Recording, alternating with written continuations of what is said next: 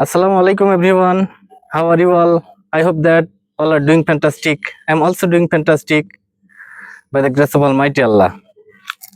You can see behind me, this is beautiful place. Actually, I love this kind of place.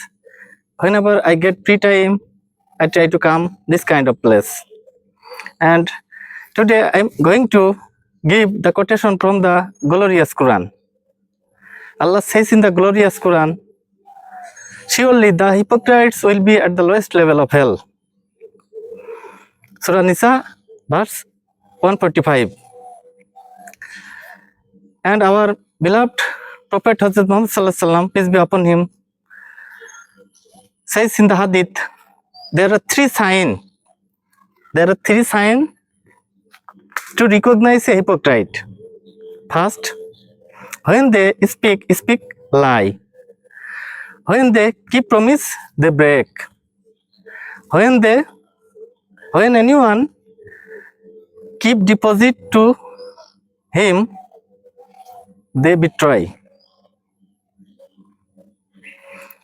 Allah Hafiz.